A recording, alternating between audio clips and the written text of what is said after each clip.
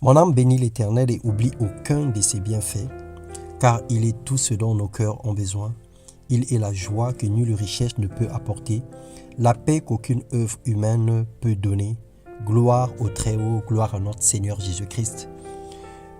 Nous bénissons son saint nom et nous l'exaltons ce matin dans le nom de Jésus.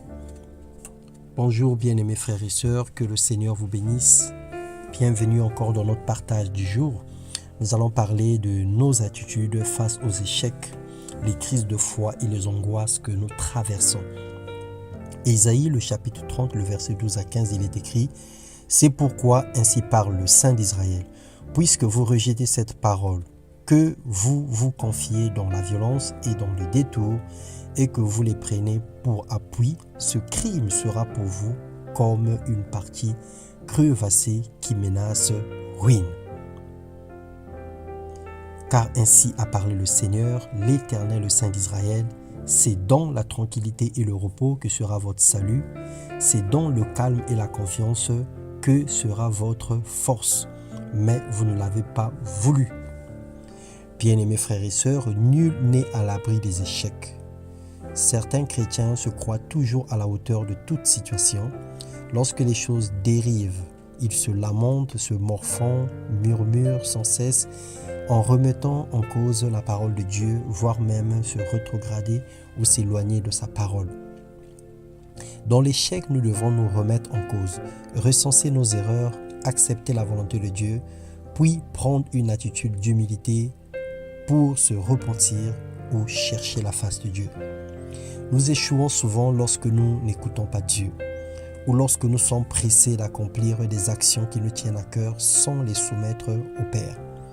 Le Seigneur le permet aussi pour nous briser. Il permet certains échecs pour nous briser. Il permet de nous freiner pour ne pas que nous puissions aller trop vite.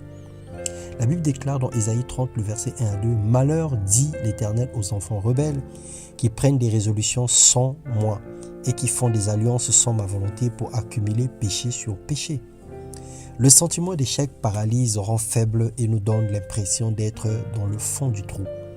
Nous devrons savoir que les déboires font partie de la vie, les échecs également. On ne gagne pas à tous les coups ou on ne gagne pas tous les jours. Luc 18, le verset 19, la Bible dit « Cependant, nous devons faire entièrement confiance en Dieu et reprendre à zéro. Seul et juste, c'est Jésus qui peut se tromper, qui ne peut se tromper, qui ne peut pas faire des erreurs.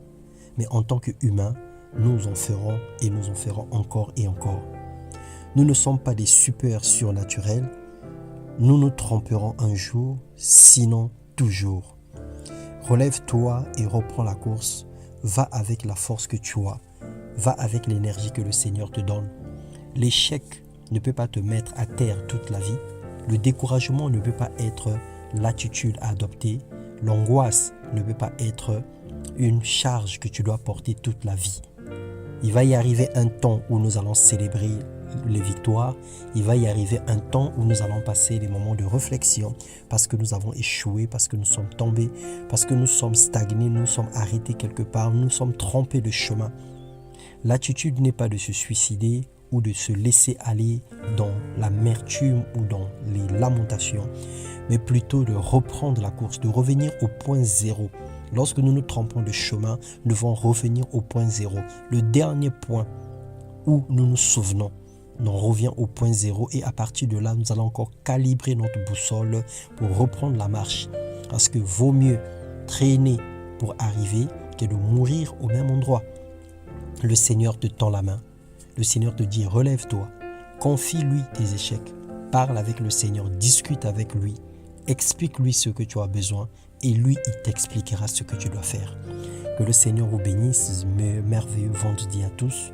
Que la grâce de Dieu transperce nos cœurs, que son amour nous touche et que sa présence nous rassure tous les jours dans le nom de Jésus. Soyez comblés de toutes sortes de bénédictions. Que rien ne manque dans vos greniers, dans vos maisons. Que le Seigneur bénisse votre départ et votre arrivée. Que le Seigneur vous comble de toutes sortes de grâces et de bénédictions dans le nom de Jésus-Christ. Amen.